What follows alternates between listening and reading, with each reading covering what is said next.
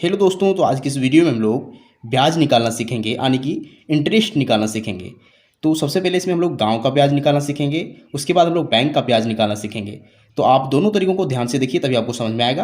तो चलिए वीडियो को स्टार्ट करते हैं। सबसे पहले हम लोग देखिए, गाँव का ब्याज का जो क्वेश्चन है ये है, गीता ने 1800 रुपये दिए लक्ष्मी को 5% मासिक ब्याज की दर पर 7 महीने के लिए, तो ब्याज निकालें तथा कुल कितना रुपया लौटाना पड़ेगा।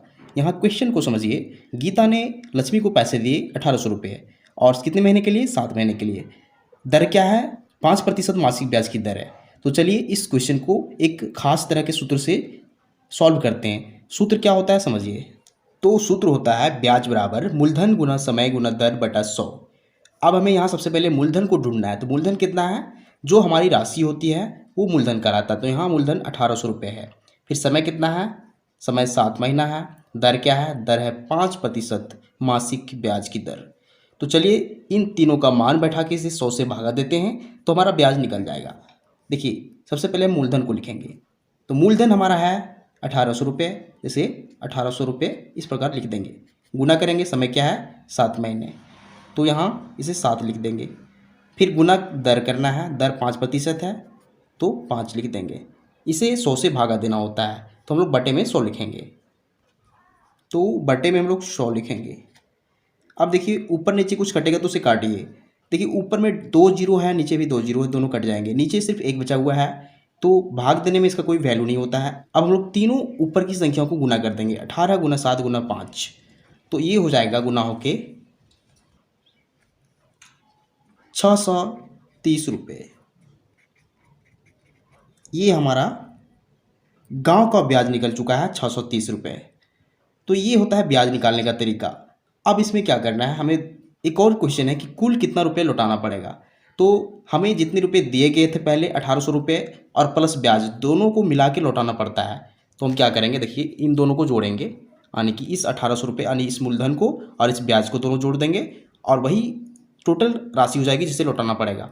तो इसे लिखेंगे कुल राशि बराबर, सबसे पहले हम इस 1800 रुपये जो मूलधन है उसे लिखेंगे, फिर प्लस करेंगे जो हमारा ब्याज आया है 630 उसे लिखेंगे। अब इन दोनों को जोड़ेंगे तो हमें मिलेगा 2430 रुपये। ये रुपये हमें लौटाने पड़ेंगे। किसे? इस गीता को, लक्ष्मी को रुपये लौटाने पड़ेंगे। तो ये तरीका होता है गांव का ब्याज निकालने का। अब हम लोग बैंक का ब्याज निकालना सीखेंगे, जो इससे काफ़ी फ़र्क होता है, इससे काफ़ी अंतर होता है। तो आप इसे पूरे ध्यान से समझिए ताकि आपको कोई भी कन्फ्यूजन ना बचे। तो हमारा क्वेश्चन है कि रमेश ने 4000 रुपये बैंक में जमा किया। 6 महीने बाद वह सारे रुपये बैंक से निकालना चाहता है, तो उसे कुल कितने रुपये मिलेंगे। अब इसे समझिए, हम लोग इसे हल करेंगे। सबसे पहले यहाँ देखना है मूलधन क्या है। मूलधन देखिए यहाँ 4000 रुपये है, और फिर समय क्या है? 6 महीना। दर क्या है? दर जनरली बैंक में जो दर होता है वो होता है 3% वार्षिक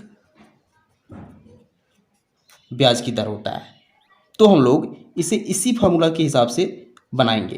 तो देखिए सबसे पहले हमें क्या देखना है, ब्याज बराबर क्या होता है? मूलधन गुना समय गुना दर बटा 100। तो मूलधन कितना है? 4000 रुपये। तो चलिए हम लोग ब्याज निकालते हैं।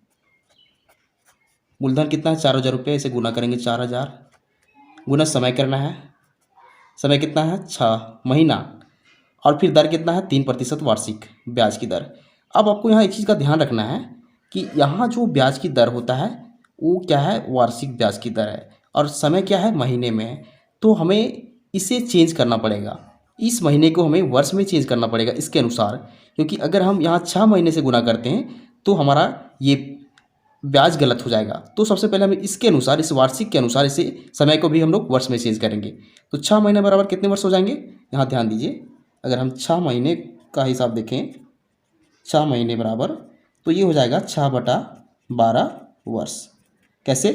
क्योंकि एक वर्ष में 12 महीने होते हैं, तो हम लोग 12 से इसे भागा देंगे इस महीने को, तो हमें वर्ष में इसका मान निकल जाएगा। अब अगर इसे काटना चाहें तो क्या हो जाएगा? 6 दूना 12, इसका मतलब 1/2 वर्ष, यानी समय हमारा जो निकल रहा है 1/2 वर्ष निकल रहा है। हम लोग वर्ष में क्यों बदल रहे हैं? क्योंकि यहाँ जो दर है वो वार्षिक है।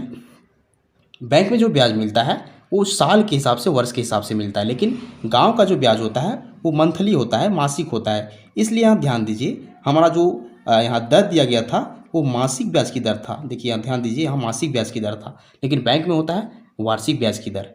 तो हम लोग यहाँ इस गांव के ब्याज में हमें हमेशा मासिक ब्याज को निकालेंगे, और इसमें बैंक के ब्याज में हमें साल यानी कि वर्ष के हिसाब से ब्याज निकालना होता है। तो चलिए हम इसे अब यहाँ मूलधन का वैल्यू लिख चुके हैं, मूलधन। फिर समय लिखना है, तो समय हमें दिया गया है 6 महीने, जिसका वैल्यू हो गया 1/2 वर्ष। इसे 1/2 लिखेंगे। फिर लिखना है दर, दर हमें 3% दिया गया है, 3 लिखेंगे। फिर बटा में हम 100 लिखेंगे, तो बटा में हम 100 लिखते हैं इस प्रकार से। अब ऊपर नीचे कुछ कटेगा तो उसे काटिए। फिर से यहाँ 0000 कट जाएंगे, नीचे सिर्फ 1 बचा हुआ है। अब क्या करेंगे, ऊपर की तीनों संख्याओं को गुना करेंगे, 40 गुना 1/2 गुना 3। तो 2 से 40 को काटेंगे तो 20 बार में कटेगा, और 20 गुना 3 कितना हो जाएगा, 60। ये 60 रुपये आ जाएगा, क्योंकि ब्याज है। अब ध्यान दीजिए, बैंक जो है वो 6 महीने का ब्याज कितना दे रहा है, 4000 रुपये का, सिर्फ 60 रुपये। क्योंकि यहाँ जो बैंक का जो दर होता है वो वार्षिक होता है, और गांव में जो ब्याज का दर होता है वो मासिक होता है, इसलिए गांव में अधिक ब्याज मिलता है। जैसे हम देख सकते हैं ब्याज कितना है, 630 रुपये, और इसमें 60 रुपये, काफ़ी फ़र्क है। तो ये तरीका होता है दोनों तरह के ब्याज निकालने का। तो उम्मीद करते हैं आपको मेथड समझ में आ चुका होगा। तो अगर आपको वीडियो पसंद आता है तो वीडियो को लाइक कीजिए, चैनल को सब्सक्राइब जरूर कीजिए, क्योंकि मैं इस तरह का वीडियो बनाते रहते हैं जो आपके काम का हो। Thank you.